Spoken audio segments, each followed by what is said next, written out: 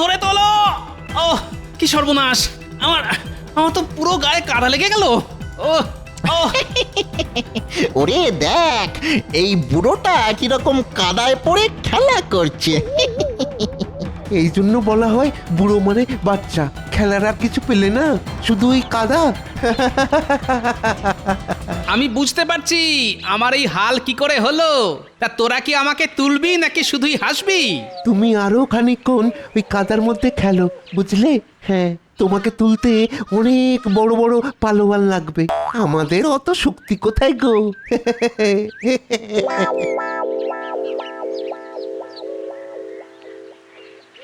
সাক্ষাৎ দুটো শয়তান। আরে বাবা রে, কি যন্ত্রণা হচ্ছে গো।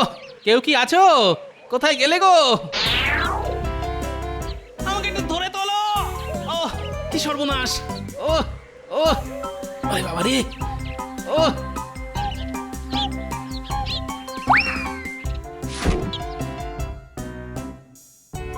এ কি গোপাল দাদা, পড়ে গেলে কি করে? পড়েছি কি আর সাত করে? এই দেখো, কে দড়ি ফেলে রেখেছিল, ওতে পা জড়িয়ে পড়ে গেছি। ভাগ্যিস তুমি এলে, নইলে যে কিভাবে উঠতাম কে জানে। এ কি, তোমার হাত দেখছি ছড়ে গেছে। আরে কি করছো? তুমি একদম চুপ করে থাকো, জায়গাটা বাঁধতে হবে, না হলে বিষে যাওয়ার ভয় থাকবে। তাই বলে তোমার অমন শাড়িটা নষ্ট করবে? ও শাড়ি আমার অনেক আছে, তোমাকে ভাবতে হবে না, বুঝলে?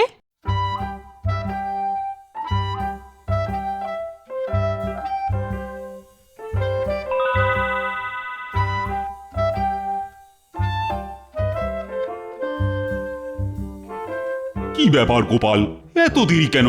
রানীমার রাখি পরানো যে হয়ে গেল। আমি আগেই জানতাম মহারাজ গোপাল দেরি করে আসবে। মন্ত্রী মশাই, আপনি যে জানতেন সেটা আমি ভালোই বুঝতে পারছি। তুমি ঠিক কি বলতে চাইছো গোপাল? গোপাল, তুমি দেরি করে এসেছো সম্পূর্ণ তোমার দোষে। এখন উল্টো পাল্টা কথা বলে কথা ঘুরিও না তো। আমাকে মার্জনা করবেন মহারাজ, আমি একটু পড়ে গেছিলাম এই আর কি, কিন্তু বাকি কোনো সভাসদদের দেখছি না মহারাজ। কেন গোপাল, তাদের কি ঘর বাড়ি নেই? তুমি কখন আসবে সেই জন্য তারা সবাই বসে থাকবে, এটা তুমি আশা করো কি করে? না না না না, আমি কোনো আশাই করিনি। তবে কিনা বাড়িঘর নিশ্চয়ই আপনারও আছে, তাও আপনি আমার জন্য বসে আছেন দেখে আমি যার পর নাই আনন্দিত। আমার কথাতেই মন্ত্রী এখনো আছে গোপাল। তুমি নিশ্চয়ই জানো যে তোমাদের থেকে মন্ত্রীর কাজ কিঞ্চিত বেশি। যাই হোক, তোমার এখন কোনো কাজ নেই গোপাল, তুমি এখন আসতে পারো। যথা আজ্ঞা মহারাজ।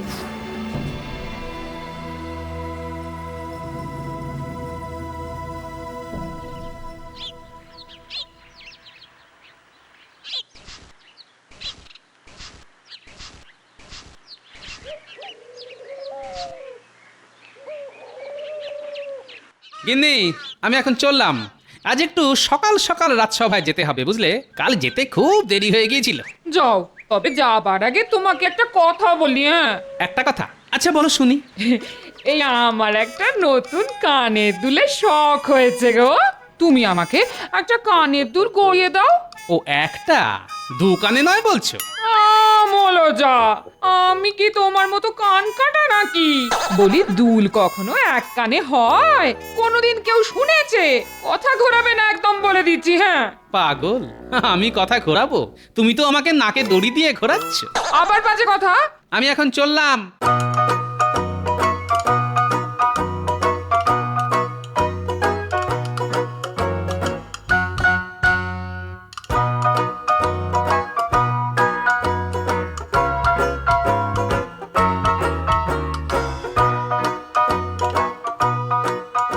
এবার এই কাজটাও করতে হবে রে বটা ঘটা। আপনি কোনো চিন্তা করবেন না, কিন্তু আপনি ওই পুটির বাবার জমিতে মই দিতে চাইছেন কেন একটু বলবেন? শোন, ওই পুঁটির বাবা অনেক ভাগ চাষিদের দিয়ে চাষ করিয়েছে, আর জমিতে পাকা ধান পুরো ভরে আছে। তোরা তো জানিস যে সমস্ত চাষি পাকা ফসল ফলায়, তাদের কাছ থেকে আমি নিজের জন্য একটু বেশি করে খাজনা নিই। মন্ত্রী দেখছি খুব গদগদ হয়ে বটা আর ঘটার সাথে কথা বলছে। এবার আমি বেশ বুঝতে পারছি কালকে আমার পড়ে যাবার জন্য ওই মন্ত্রীই দায়ী। মন্ত্রী আমার ভাবমূর্তি মহারাজের সামনে খারাপ করার জন্য উঠে পড়ে লেগেছে। না, এর একটা বিহিত করতেই হবে আমাকে আজ রাত সভায়। ওহো, এবার এবার বুঝতে পেরেছি। কিন্তু পুঁটির বাবা কিছুতেই আমাকে ওই ভাগ চাষিদের নাম বলছে না। আমি এটা মেনে নেব না। পুরো খাজনায় রাজকোষে চলে যাবে আর আমার লবডঙ্কা। না না মন্ত্রী মশাই, এ তো আপনার উপর জুলুম। আমরা আজ রাতেই ওই পুটির বাবার জমিতে মই দেব, কিন্তু রাতের অন্ধকারে আমরা ঠিক জমিটা বুঝতে পারবো না। আপনাকে কিন্তু একটু সঙ্গে থাকতে হবে। ঠিক আছে, আমি থাকবো তোদের সাথে। হ্যাঁ মহারাজ, গোপাল আজ একদম ঠিক সময় চলে এসেছে। সে তো দেখতেই পাচ্ছি। হায় গোপাল, তোমার আর রানীমার হাতে রাখি পরা হলো না। না, পড়া হলো না, তবে তাতে কিছু হয়নি। কি বলছো গোপাল? মহারাজ, গোপাল বলছে। আমাকে কথা শেষ করতে দিন মন্ত্রী মশাই। কি মুচকি হাসছো গোপাল? পুটির মা আমাকে রাখি পরিয়েছে। কোথায় তোমার রাখি গোপাল? ওই পট্টিটা? হ্যাঁ ওটা তোমার রাখি? হ্যাঁ এতে এত হাসির কি আছে? মহারাজ, আমার নিজেরই একটা ছড়া মাথায় এসেছে। আপনি অনুমতি দিলে বলতে পারি, যদিও আমি সভাকবি নই। অনুমতি দিলাম মন্ত্রী। পুঁটির মা যমুনা, গোপাল হলো জম। গোপালের হাত গেছে কেটে, মাথায় আলুর দম।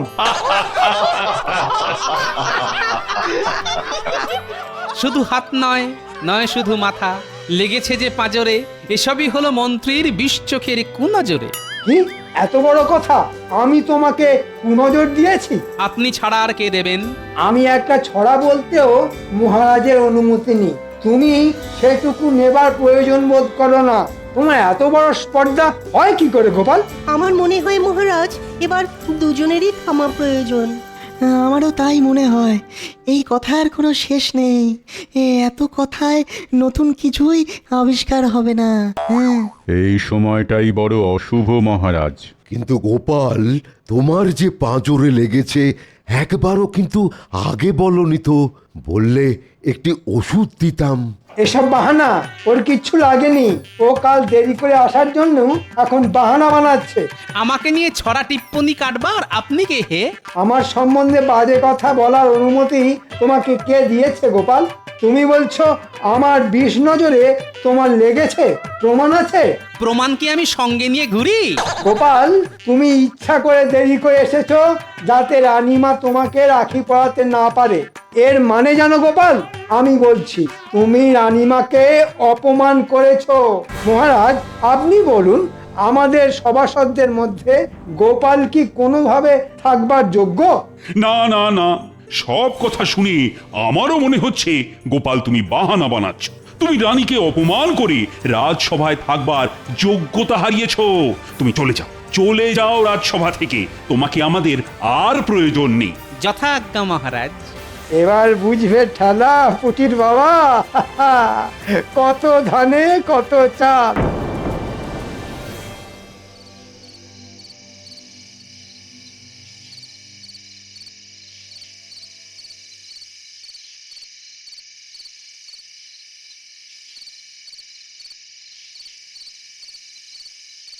নে তোরা কাজ কর, তোরা কাজ শুরু কর।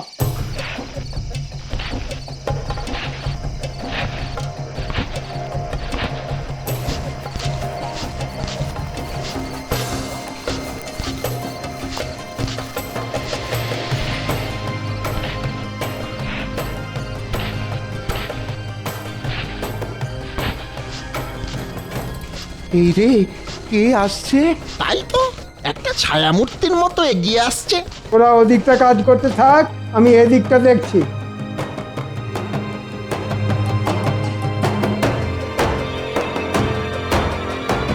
এই কে?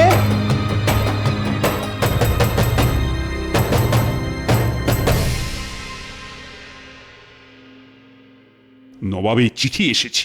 নবাব খাজনা চেয়ে পাঠিয়েছে। এবারে শুনছি তো ভালোই ফসল হয়েছে, তাই নবাবকেও ভালো রকমই খাজনা দেওয়া যাবে। নবাবও ভীষণ খুশি হবেন। মহারাজ, আমি যেটা বলতে চাইছি,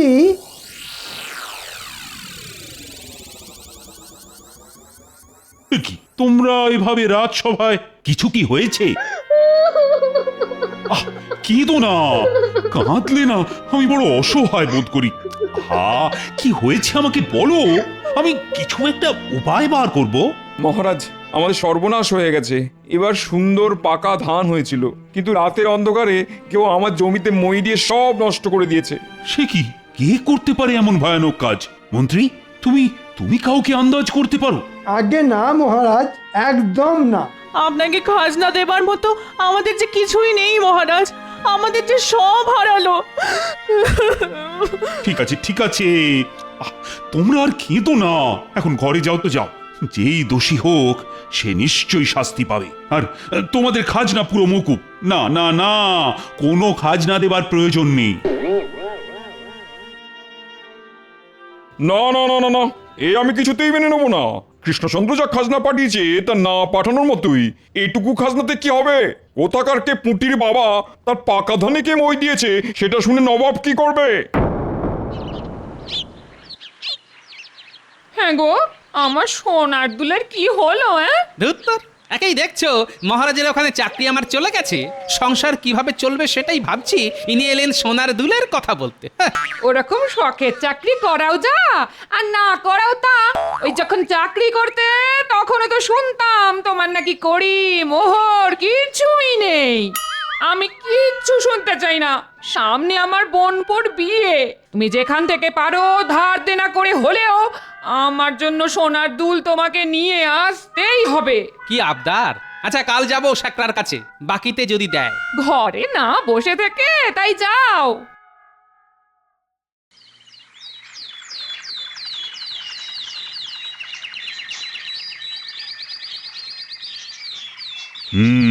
খুবই গুরুগম্ভীর বিষয়।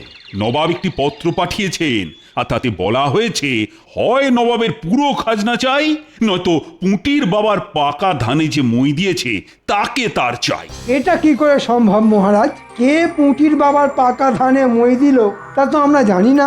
জানতে হবে, তুমি যেহেতু রাজ্যের মন্ত্রী তাই তোমাকেই জানতে হবে।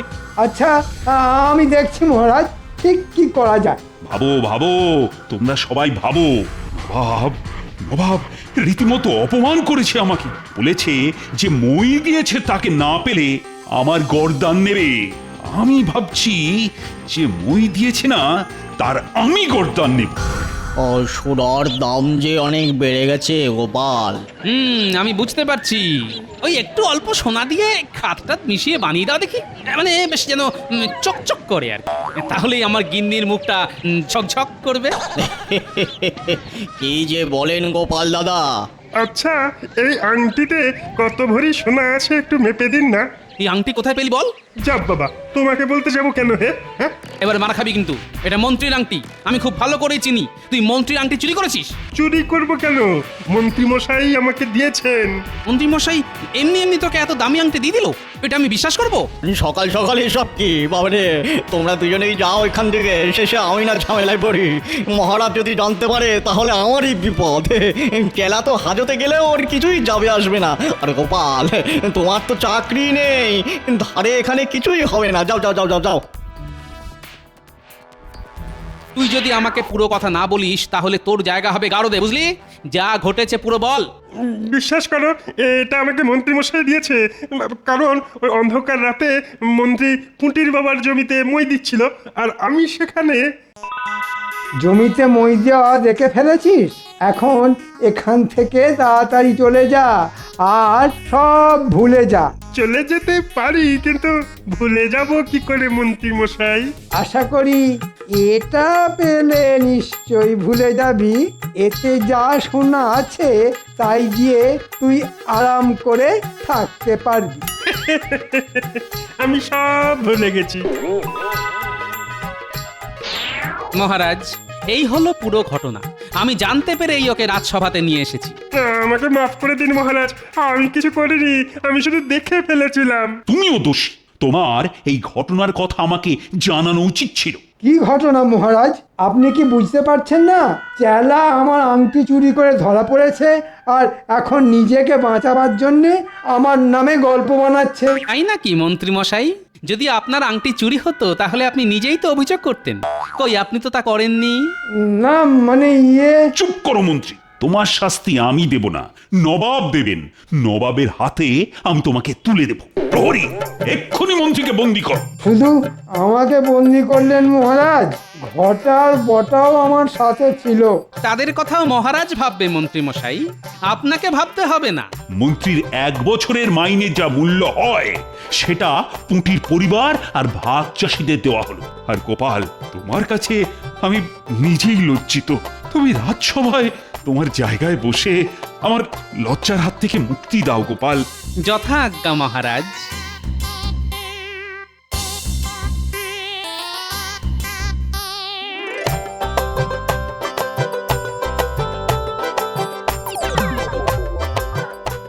গোপাল দাদা, তুমি আমাদের যা উপকার করলে তা কোনোদিন ভুলবো না।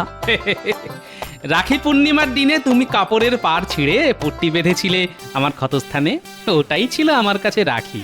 তাই বোনের বিপদে আপদে রক্ষা করা তো আমার কর্তব্য।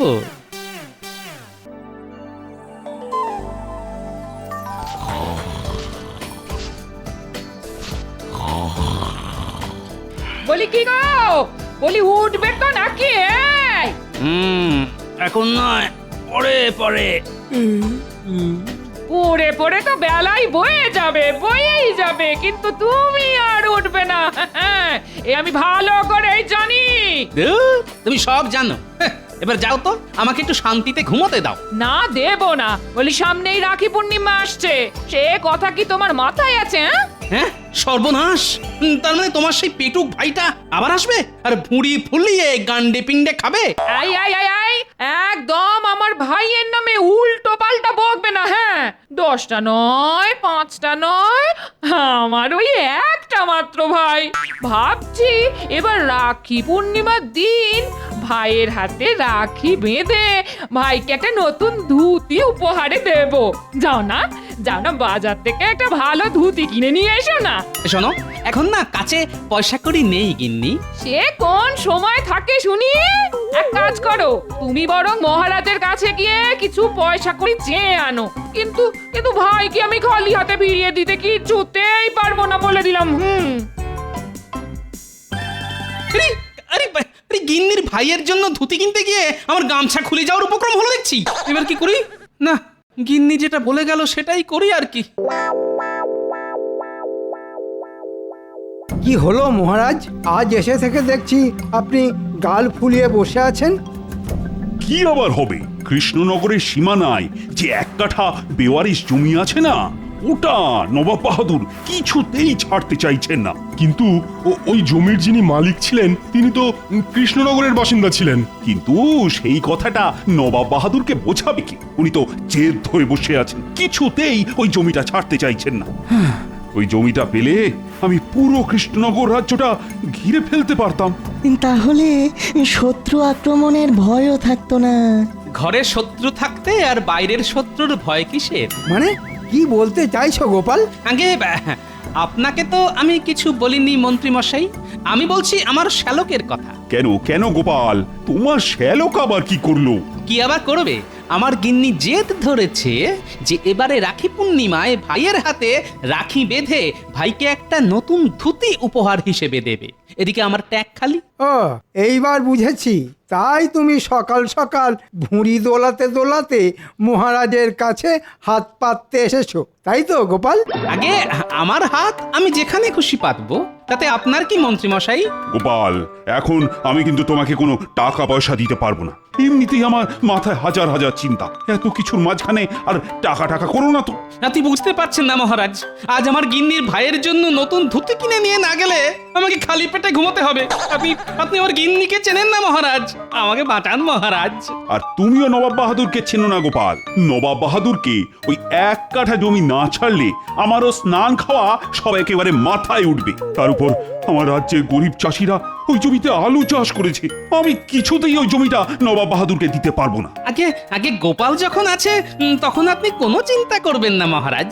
দরকার হলে আমি নবাব বাহাদুরের পায়ে ধরবো, ওনাকে বোঝাবো, কিছু না কিছু একটা ব্যবস্থা আমি করবই মহারাজ। গোপাল নিজের গিন্নিকে সামলাতে পারে না, আর বাংলার নবাবকে নাকি সামলাবে? হাসালে গোপাল, হাসালে। আগে হাসুন হাসুন, গোপাল ভাঁড়ের কাজই তো হাসানো। মহারাজের জয় হোক।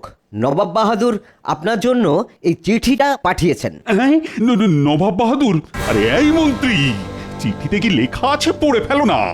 আগে এখনই পড়ছি মহারাজ।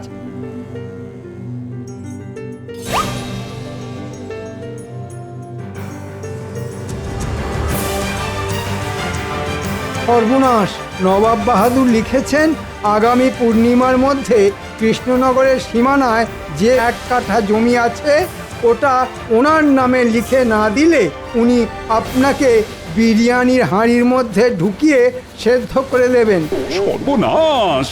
যেটার ভয় পাচ্ছিলাম সেটাই হলো দেখছি। এই এবার কি হবে গো? যে করেই হোক মহারাজকে এই বিপদ থেকে উদ্ধার করতেই হবে।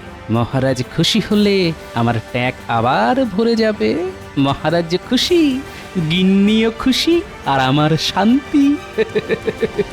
মহারাজ, আর কোনো উপায় নেই, আপনি বরং জমিটা ছেড়ে দিন। না মহারাজ, তার আগে আমি একবার আমাদের নবাব বাহাদুরের সঙ্গে কথা বলতে চাই। নবাব বাহাদুর যা একগুঁয়ে লোক, ওনাকে বুঝিয়ে রাজি করানো আর ওই হাতিকে আলোয়ান পরানো একই ব্যাপার। আর গোপাল ভাঁড়ও কম যায় না রাজবৈদ্য। বেশ বেশ, তাই হবে। আমরা তাহলে কালই সকাল সকাল রওনা দেব।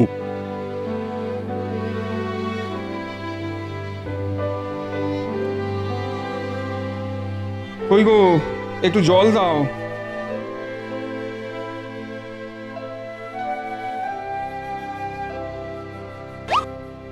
এবার আলু চাষ কেমন হচ্ছে গো? 2 পয়সা কড়ির মুখ দেখতে পাবো তো? চাষ তো ভালোই হচ্ছে, আলুর ফলনও ভালোই হবে আশা করি, কিন্তু জমিটা কতদিন থাকবে সেই হলো চিন্তার বিষয়। কেন কেন? মহারাজ তো নিজে তোমাকে অনুমতি দিয়েছে ওই জমিতে চাষ করার। সে হলেও ওই জমিটা নিয়ে মহারাজ আর নবাব বাহাদুরের মধ্যে অনেক দিন ধরেই টানাটানি চলছে। এই তো কদিন আগেও নবাব বাহাদুর লোক পাঠিয়েছিলেন জমিটা কি অবস্থায় আছে সেটা দেখার জন্য। ওই জমিটা চলে গেলে আমাদের যে পথে বসতে হবে। হায় হায় হায় হায় ভগবান, আমাদের দিকে একটু মুখ তুলে তাকাও।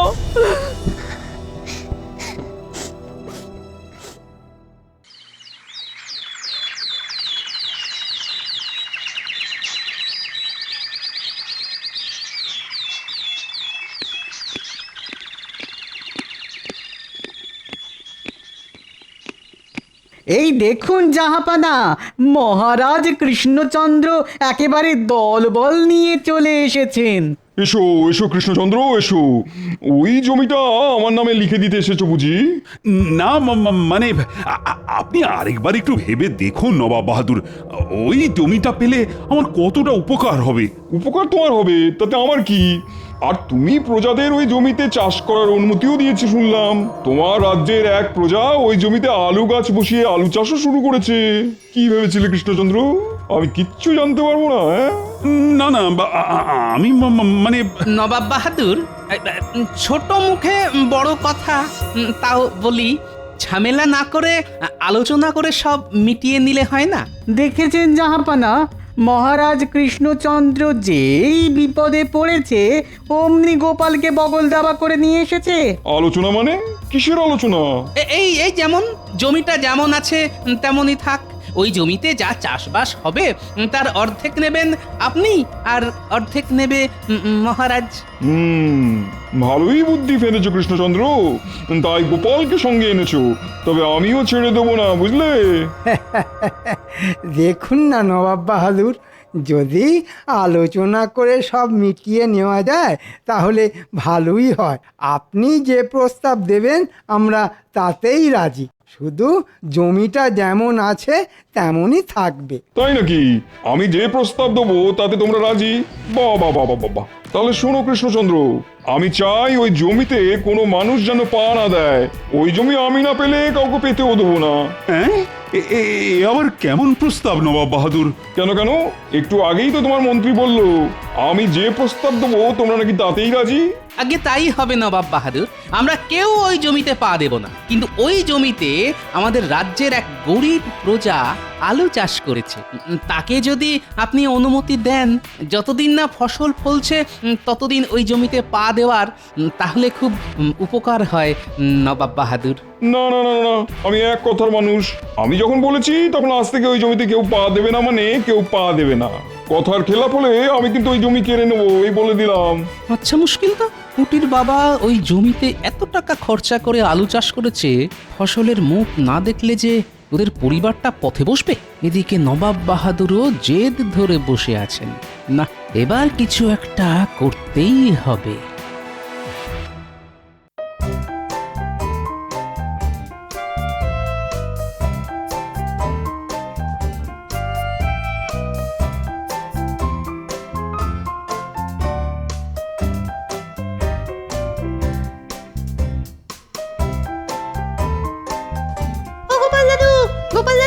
এই তোদের গোপাল দাদু বাড়িতে নেই।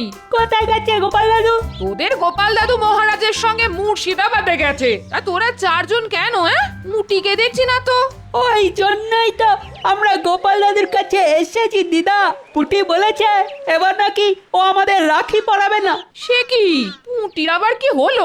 কারবার কি হয়েছে? পুটির গো পুটির। পুটি বলছে এবার নাকি ও রাখি পরাবে না। এই ন্যাপলা, গুলটে, ন্যাপা, পুচকে, তোরা কিছু বলিসনি তো পুটিকে? না গোপাল দাদু, আমরা কিচ্ছু বলিনি। চল তো একবার কি দেখে আসি পুটির আবার কি হলো।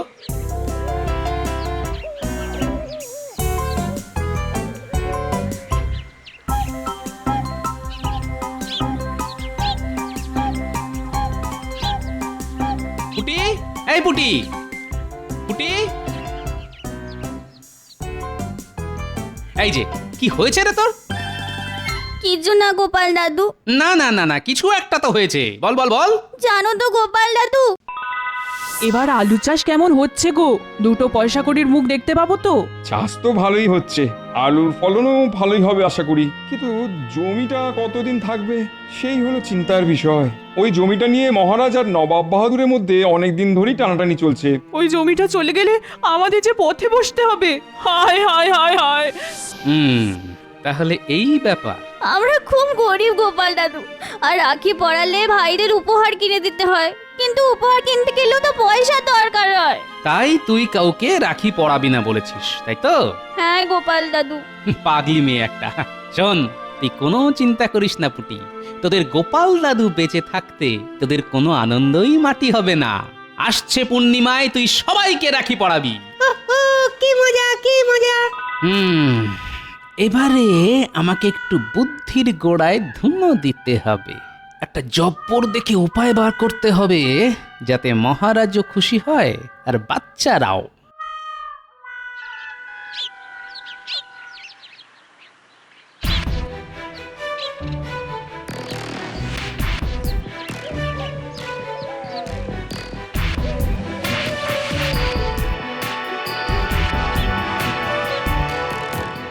এই ওঠো ওঠো, এই জমি থেকে ওঠো।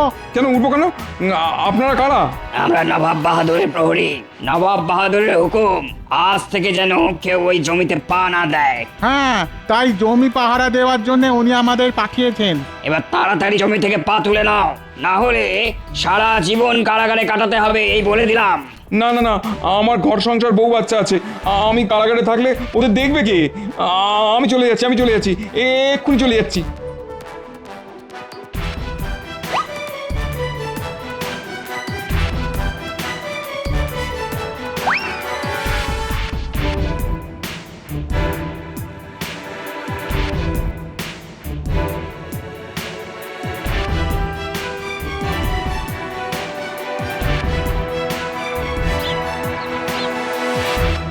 মহারাজ, এই যে মন্ত্রী, তুমি হলে যত নষ্টের মূল। কেন মহারাজ, আমি আবার কি করলাম? তোমাকে কে বলেছিল, হ্যাঁ? কে বলেছিল নবাব বাহাদুরের সামনে মুখ খুলতে? এই তোমার জন্যই নবাব বাহাদুর অমন একখানা প্রস্তাব দিলেন, আর আমাদেরও সেটা মুখ বুজে মেনে নিতে হলো। একটু বোঝার চেষ্টা করুন মহারাজ। তখন ওরকম না বললে নবাব বাহাদুর আরও রেগে যেতেন। এখন জমিটা নবাব বাহাদুরেরও না, আপনারও না। সেটাই তো সমস্যা। ওখানে আলু চাষ করেছে আমারই রাজ্যের এক প্রজা, তার কি হবে শুনি এখন? তার কথা বাদ দিন, জমির ঝামেলা মাথা থেকে নেমেছে এই অনেক। মহারাজ, আমাকে বাঁচান মহারাজ। তুমি তো ওই জমিতে আলু চাষ করেছিলে, কি তাই না? আগে হ্যাঁ মহারাজ, একটু আগে নবাব বাহাদুরের দুজন প্রহরী এসে আমাকে জমি থেকে পা তুলে নিতে বললেন, আর বললেন ওই জমিতে আর কোনোদিনও পা না দিই, তাহলে নাকি আমাকে সারা জীবন কারাগারে কাটাতে হবে। সে কি? এক কাজ করো, তুমি বরং চাষবাস ছেড়ে অন্য কোনো ব্যবসা শুরু করো। ওই জমিতে আর কোনো মানুষই পা দিতে পারবে না। অনেক কষ্ট করে ওই জমিতে আলু চাষ করেছি মহারাজ, ফসল তুলতে না পারলে যে আমার অনেক ক্ষতি হয়ে যাবে। আমাকে সাহায্য করুন মহারাজ, আমার বউ ছেলে মেয়ে না খেতে পেয়ে মরে যাবে। গোপাল ভাঁড় বেঁচে থাকতে সেটা হবে না পুটির বাবা। গোপাল, ওহ, তুমি আবার কি করবে? দেখুন না শুধু কি করি। পুটির বাবা, বলো গোপাল দাদা। আসছে রাখি পূর্ণিমার মধ্যে তোমার গাছের আলু ফলবে তো? সে রোজ যদি গাছে জল দেওয়া যায় তাহলে ফলবে বই কি। বেশ, তুমি রোজ তোমার চাষ করা আলু গাছে জল দেবে, কিন্তু পাশের জমিতে দাঁড়িয়ে ছুঁড়ে ছুঁড়ে ভুলেও ওই জমিতে পা দেবে না। তারপর বাকি কাজটা গোপাল করবে। এই গোপাল, এই কি চলছে বলো তো তোমার মাথায়? বুদ্ধি মহারাজ, বুদ্ধি। আমি ঠিক ওই জমির আলু বার করে আনবো, তাও জমিতে পা না দিয়ে। সত্যি? আগে সত্যি সত্যি সত্যি 3 সত্যি। ফসলের মুখ তুমি দেখবেই পুটির বাবা। গোপাল ভাঁড় কথা দিল। বেশ বেশ গোপাল, আমার না তোমার উপর পূর্ণ বিশ্বাস আছে। আর মহারাজ, আমার দিকটাও একটু দেখুন এবার। সবই তো জানেন আপনি মহারাজ।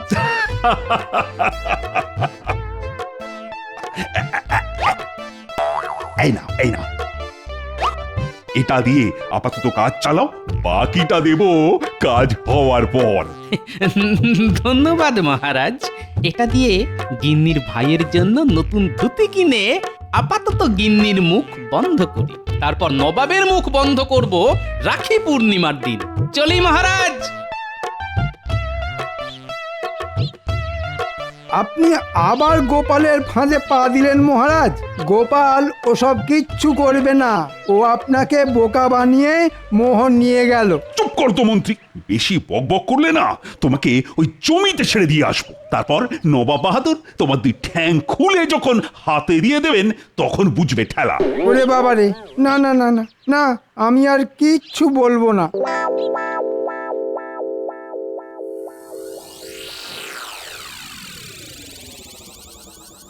আমরা কোথায় যাচ্ছি গো গোপাল দাদু? রাস্তা বানাতে। কোথায় যাওয়ার রাস্তা গোপাল দাদু? দাঁড়া দাঁড়া, সব যদি এখনই বলে দিই তাহলে কাল সকালে চমকটা দেব কি করে? তাই মুখ বন্ধ। চল তাড়াতাড়ি।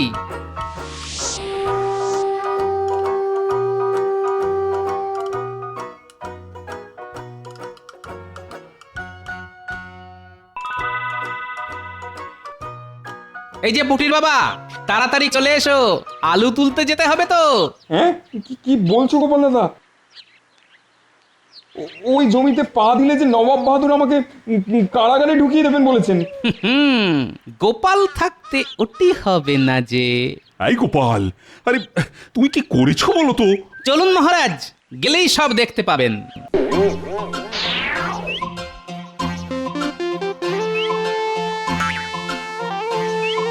ওই দেখুন মহারাজ, নবাবের 2জন প্রহরী দাঁড়িয়ে জমি পাহারা দিচ্ছে।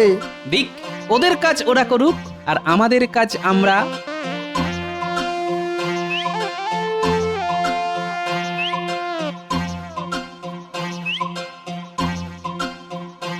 এটা কি গোপাল দাদা? এটা হলো সুড়ঙ্গের মুখ। এই রাস্তা ধরে গেলে সুড়ঙ্গ তোমাকে নিয়ে যাবে ওই জমির নিচে, যে জমিতে তুমি আলু চাষ করেছো। আর আমরা সবাই জানি আলু হয় মাটির নিচে, তার ফলে তোমাকে আর ওই জমিতে পা দিয়ে ফসল বার করতে হবে না পুটির বাবা। তুমি এই সুড়ঙ্গ ধরে গেলেই ফসল পাবে। তাই নাকি? তবে আমি এক্ষুনি যাচ্ছি গোপাল দাদা। বাহ গোপাল, বাহ, দারুণ বুদ্ধি তো। গোপাল ভাঁড়ের বুদ্ধি দারুণ না হয়ে উপায় আছে মহারাজ। সত্যি তো, ইস, এই বুদ্ধিটা আমার মাথায় এলো না কেন? আগে সারাদিন কি করে চুরি করা যায় সেই চিন্তা মাথায় ঘুরলে ভালো চিন্তা আসবে কি করে মন্ত্রীমশাই?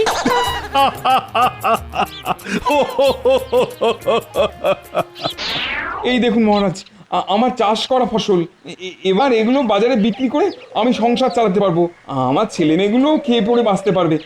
ধন্যবাদ, ধন্যবাদ মহারাজ। সব হয়েছে এই গোপালের জন্য, তাই ধন্যবাদ দিতে হলে আমাকে নয়, গোপালকে দাও। একজন সৎ কর্তব্যপরায়ণ রাজ্যবাসী হিসেবে এ তো আমার কর্তব্য মহারাজ।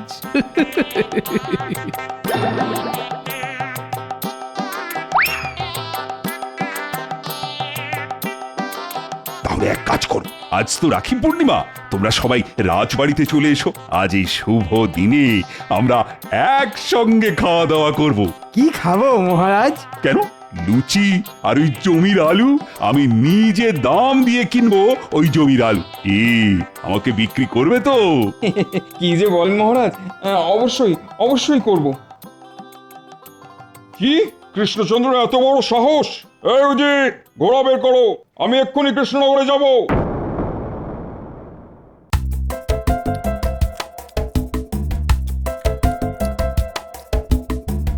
তোমাকে আর দুটো লুচি দিই গোপাল? দুটো কেন, যে কটা হাতে ওঠে সে কটাই দিন। এই কৃষ্ণচন্দ্র, তোমার এত বড় সাহস, তুমি আমার বারণ সত্ত্বেও ওই জমির ফসল বার করলে? হ্যাঁ, আমি তো আপনার কথা অমান্য করিনি নবাব বাহাদুর। আপনি বলেছিলেন ওই জমিতে যাতে কেউ পা না দেয়। পা না দিলে ওই জমির আলু বার করলে কি করে? আগে শুধু আলু বাড়ি করিনি নবাব বাহাদুর, সেই আলু দিয়ে বানানো আলুর দম আর লুচিও খাচ্ছি। দেখেছেন জাহাপানা, কত বড় সাহস! আমি জানতে চাই কি করে জমিতে পা না দিয়ে তোমরা এই কাজ করলে? এ তো জলের মতন সোজা নবাব বাহাদুর। নবাব বাহাদুর, এই টেকো গোপালের বুদ্ধিতে সবই সম্ভব। ওই আলু চাষ করা জমির ঠিক পাশে একটা সুড়ঙ্গ খুঁড়লাম, আর সেই সুড়ঙ্গ দিয়ে ঢুকে জমির নিচ থেকে আলু বের করে নিয়ে এলাম। হ্যাঁ নয়, হ্যাঁ। বাপ রে বাপ, দারুণ বুদ্ধি তো তোমার গোপাল। তাহলে আসলে আমি কপাল করে একটা গোপাল পেয়েছি, কি বলে নবাব বাহাদুর? সে তো বটেই, সে তো বটেই। গোপাল শুধু কৃষ্ণনগরের গর্ব নয়, গোটা বাংলার গর্ব। আমার একটা অনুরোধ আছে আপনাদের কাছে, আপনাদের এই পায়ে পা দিয়ে ঝগড়া বন্ধ করে রাখি পূর্ণিমার এই পবিত্র দিনে আপনারা একে অপরকে কাছে ডেকে নিন না, তাতে বাংলারই ভালো। এই কথাটা তো মন্দ বলনি। কই কই কই, রাখি দাও আমাকে, আমি কৃষ্ণচন্দ্রকে রাখি পরিয়ে দিতে চাই। এই আমি কৃষ্ণচন্দ্রের হাতে রাখি বাঁধলাম, আজ থেকে সমস্ত ঝগড়া বন্ধ। আর উপহার হিসেবে আমি ওই এক কাটা জমি কৃষ্ণচন্দ্রকে দিলাম। এবার খুশি তো? খুব খুব খুশি। যাক, সব ভালো তার শেষ ভালো যার। ওদিকে গিন্নিও খুশি, এদিকে মহারাজও। রানীমা, আরে আমাকে আর কটা লুচি দিন।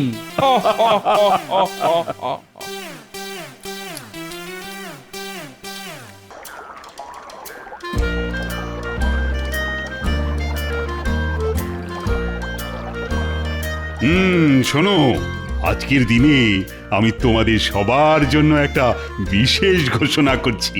মহারাজ যখন বিশেষ ঘোষণার কথা বলছেন, তখন আশা করি এটি খুবই সুখের, মানে আনন্দের ঘোষণাই হবে। ঠিক ধরেছ কবি, এটা আনন্দের ঘোষণাই বটে। বাবা বাবা, অনেক দিন কোন সুখ সংবাদ পাইনি মহারাজ, আজ আপনার মুখ থেকেই আনন্দের ঘোষণা শোনার জন্য উদ্গ্রীব হয়ে আছি। মহারাজ আপনি বলুন, আমরা শুনতে চাই। বিলক্ষণ মহারাজ, পূর্ণিমা তিথি এসেই গেছে, এটাই তো সময় যে কোনো আনন্দের ঘোষণা করার জন্য। তাহলে আমার মনে হয় মহারাজকে এবার বলতে দেওয়া হোক। তোমার দেখছি বড়ই তাড়া গোপাল। ও বুঝেছি, আনন্দের ঘোষণা শুনে তুমি উদ্গ্রীব, কিন্তু কেন বলো তো? বাড়িতে মনে হয় তোমার গিন্নি তোমাকে বিশেষ আনন্দে থাকতে দেয় না। ভুল বলছেন মন্ত্রী মশাই, আমার গিন্নি সব সময় পরম আনন্দে থাকে, আর গিন্নি আনন্দে থাকলেই আমিও আনন্দে থাকি। বাহ বাহ, চমৎকার চমৎকার। আমার গিন্নি মানে তোমাদের রানীমাও পরমানন্দেই আছেন, তাই আমিও আনন্দে আছি। বেশ বলেছ গোপাল। এখন কথা হচ্ছে, রাখি পূর্ণিমার পুণ্যতিথিতে রানীমা তোমাদের সবাইকে রাখি পরাবেন। এ তো দারুণ খবর মহারাজ, আমি ওনাকে আমার আন্তরিক কৃতজ্ঞতা জানাচ্ছি। সেটা রানীমাকেই জানিও মন্ত্রী। এখানে সবাইকে রাখি পরিয়ে রানীমা যাবেন বাপের বাড়ি তার দাদাদের রাখি পরাতে। সত্যি খুব আনন্দের খবর মহারাজ। আমাদের রানীমা কাল সবাইকে পরাবেন রাখি, সেই আনন্দে নেচে উঠেছে আমার মনের পাখি। হ্যাঁ সত্যি এটা খুব আনন্দের খবর। আর এই যে আনন্দ, এটা শুধু মনে, বিজ্ঞান এর হদিশ পায়নি। ঠিক ঠিক। খুবই ভালো কথা মহারাজ, কিন্তু একজনকে নিয়ে আমার খুব চিন্তা আছে। চিন্তা?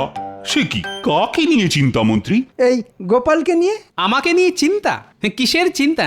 মহারাজ, আমি যেটা ভাবছি সেটা হলো গোপালের যা মোটা চেহারা আর মোটা মোটা হাত, তাতে গোপালকে রানীমা রাখি পরাবেন কি করে? মন্ত্রী মশাইকে সেটা না ভাবলেও চলবে মহারাজ। উনি মনে হয় আমার জন্য একটু বেশি চিন্তা করে ফেলেছেন। সবার শুরু থেকেই আমি সেটা লক্ষ্য করছি মহারাজ। গোপাল, তুমি যে কি বলো, হ্যাঁ? শোনো গোপাল, আমার মনে হয় তোমার হাতে রাখি পরাতে হলে একমাত্র উপায় হলো গরুর গলার দড়ি। এ দেখুন, আপনি কিন্তু একদম বাজে কথা বলবেন না মন্ত্রী মশাই। এটা কিন্তু একদম ভালো হচ্ছে না। মহারাজ, আপনি মন্ত্রী মশাইকে দয়া করে চুপ করতে বলুন। ঠিক মন্ত্রী, তোমার এখন চুপ করে যাওয়াই ভালো। তুমি আর কথা বাড়িও না। আমারও গোপালকে নিয়ে এইসব কথা শুনতে মোটেই ভালো লাগে না। বেশ মহারাজ, আমি চুপ করলাম। শুটকো মন্ত্রী মশাইকে চুপ করতেই হবে। বাহ গোপাল, এবার যে তুমি শুরু করলে। গোপাল, তুমিও চুপ করো না। আমাদের আজকের মতো সভা এখানে মুলতুবি করা হলো।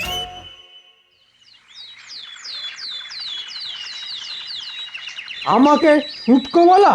গোপালের এত বড় আস্পর্ধা, এর আমি প্রতিশোধ নেবই নেব। আপনি হুকুম করলেই ওই গোপালকে এক্ষুনি ওই ধরে বেঁধে নিয়ে আসছি। হ্যাঁ। ওরে না না, এক্ষুনি ওসব করতে হবে না, তাহলে লোক জানাজানির ভয় থাকবে। গোপাল নিজেও সন্দেহ করতে পারে। এমন কিছু করতে হবে যাতে গোপাল শায়েস্তা হবে। বুঝেছি, তার মানে আপনি চাইছেন যাতে সাপও মরে আর লাঠিও না ভাঙে, তাই তো? ঠিক ধরেছিস বটা, যত দিন যাচ্ছে ততই তোর বুদ্ধি খুলছে। শুধু এইটুকুই কর যাতে গোপাল আছাড় খেয়ে পড়ে যায়। শুধু আছাড়? এতেই হবে? হ্যাঁ, আপাতত এতেই হবে। আমি এখন যাই, তোরা কিছু কর। গোপালের এই পথ দিয়ে যাবার কিন্তু সময় প্রায় হয়ে এসেছে। কিচ্ছু ভাববেন না মন্ত্রী মশাই, আপনি নিশ্চিন্তে বাড়ি গিয়ে নাকে তেল দিয়ে ঘুমন।